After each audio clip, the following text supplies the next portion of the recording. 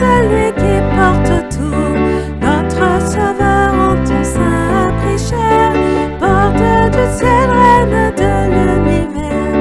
Ô Marie, nous te saluons, par amour ton Dieu t'a choisi, Vierge bénie. Ton Seigneur exulte pour toi, Dieu est sa joie. Dieu a porté celui qui porte tout, notre Sauveur en ton sein prêcheur, porte du ciel, reine de l'univers. Ô Marie, nous te saluons, ô Marie, nous te saluons, ô Marie, nous te saluons. Samedi 16 janvier 2021, samedi de la première semaine du temps ordinaire. Lecture de la messe, Lettre aux Hébreux, chapitre 4, versets 12 à 16, Psaume 18, Évangile de Jésus-Christ selon saint Marc, chapitre 2, versets 13 à 17. Écoutons. En ce temps-là, Jésus sortit de nouveau le long de la mer. Toute la foule venait à lui, et il les enseignait. En passant, il aperçut Lévi, fils d'Alphée, assis au bureau des impôts. Il lui dit « Suis-moi ». L'homme se leva et le suivit. Comme Jésus était à table dans la maison de Lévi, beaucoup de publicains, c'est-à-dire des collecteurs d'impôts, et beaucoup de pécheurs, vinrent prendre place avec Jésus et ses disciples, car ils étaient nombreux à le suivre.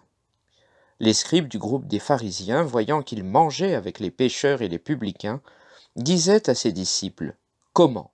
Il mange avec les publicains et les pécheurs ?» Jésus, qui avait tant entendu, leur déclara « Ce ne sont pas les gens bien portants qui ont besoin du médecin, mais les malades. Je ne suis pas venu appeler des justes, mais des pécheurs. » Acclamons la parole de Dieu. Nous sommes le 21 septembre 1953. Jorge Bergoglio, qui sera le futur pape François, a 17 ans et se préparait à fêter la journée de l'étudiant par une excursion à la campagne. Cependant, sans bien savoir pourquoi, poussé par l'Esprit Saint sûrement, il se rend dans sa paroisse. Il y découvre un prêtre qu'il n'avait jamais vu auparavant et auprès de qui il se confesse. À ce moment-là, quelque chose se passe. Il perçoit un appel. « Il m'est arrivé, dit-il, quelque chose d'étrange pendant cette confession. Je ne sais quoi au juste, mais cela changea ma vie.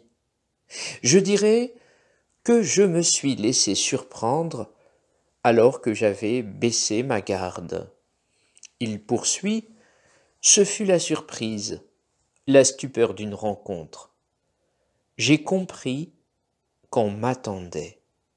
C'est ce qu'on appelle l'expérience religieuse. La stupeur de se trouver devant quelqu'un qui vous attend.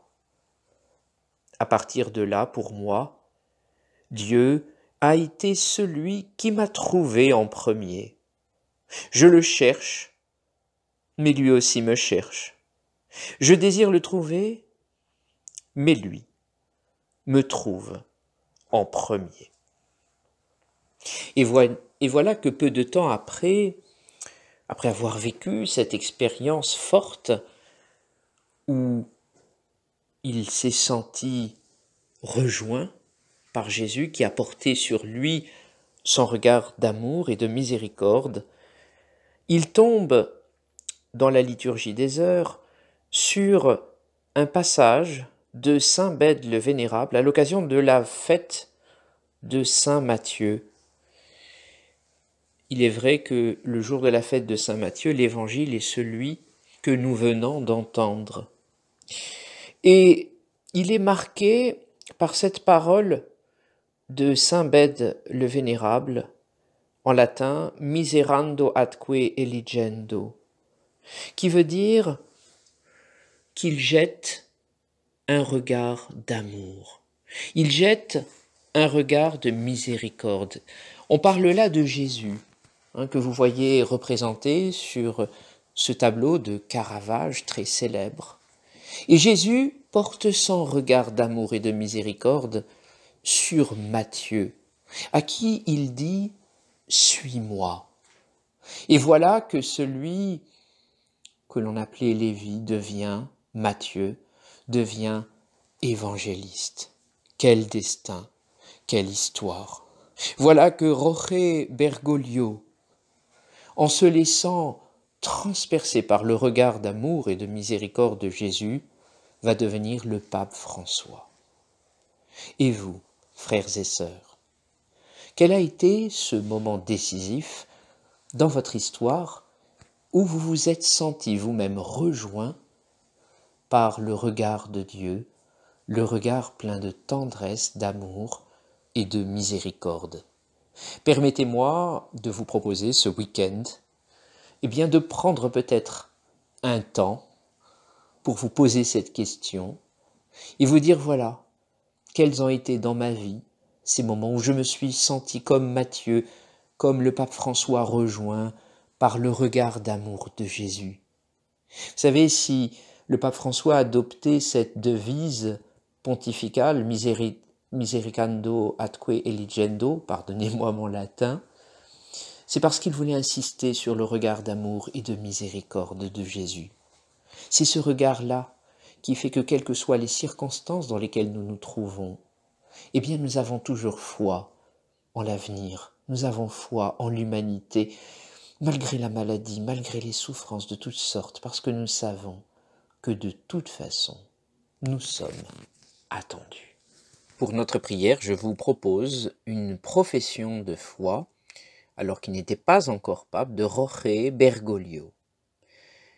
Je veux croire en Dieu, le Père qui m'aime comme un fils, en Jésus le Seigneur qui a insufflé un esprit dans ma vie pour me faire sourire et me conduire ainsi au royaume de la vie éternelle. Je crois en mon histoire qui a été transpercée par le regard amoureux de Dieu. Je crois que les autres sont bons et que je dois les aimer sans crainte et sans jamais les trahir pour chercher ma sécurité personnelle.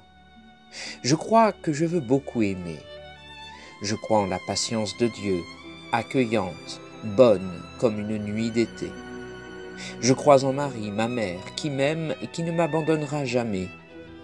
Et j'attends la surprise de chaque jour où se manifesteront l'amour, la force, le péché qui seront mon lot jusqu'à ma rencontre définitive avec ce visage merveilleux que j'ignore, que je fuis sans cesse, mais que je veux connaître et aimer. Amen.